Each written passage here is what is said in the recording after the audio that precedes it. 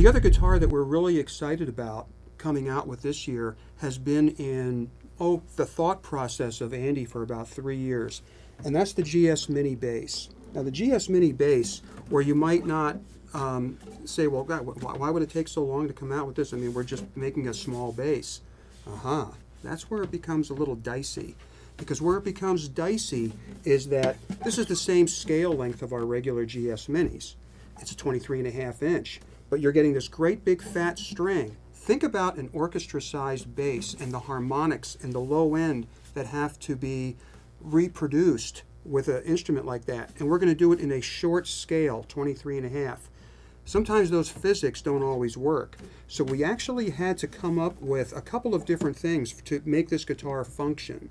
One of them is the strings. The strings had to be totally redesigned, and we worked very closely with our friends at Diodario, and we came up with this string that is actually, it's a nylon core with a steel wrap.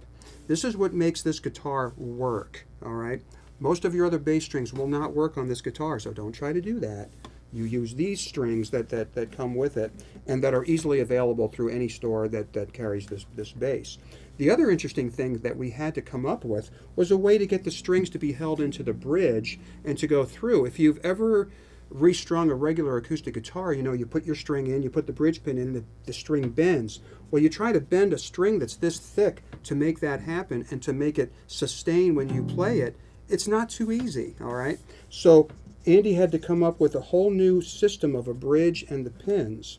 And then after all that, everything began to fall into place. And what you have is an incredibly comfortable bass guitar that is the size of a GS Mini. So this is the perfect guitar player's bass.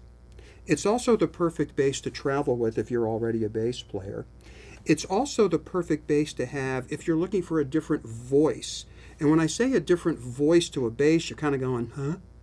Well, yeah, it is, because the overall physical nature of the guitar being this size and at this scales gives you a totally different feel for the way you play it. You don't attack this guitar like you would attack your big electric bass with a 32-inch scale or even a 30-inch scale. You have to remember this is only a 23.5-inch scale.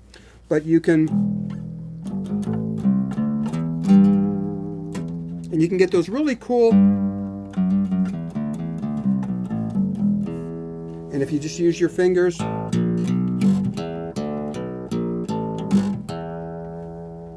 and the best way to play this and the best way to demo this is actually by plugging it in. So I'm going to plug it in real quick so you can hear how it sounds that way.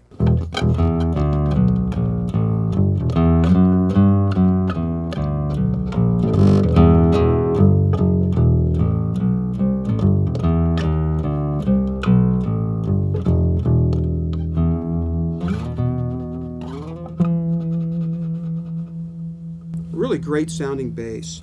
So for all you bass players, all you guitar players that want to be bass players, for all of you guitar players that have studios in your house and you want to add a bass line to some of your songs that you record, if you are a person that wants to learn how to play the bass guitar, or you might be someone that's a smaller stature, you're a student wanting to learn how to play the bass guitar, this is going to be an amazing way to start. It's going to be so comfortable.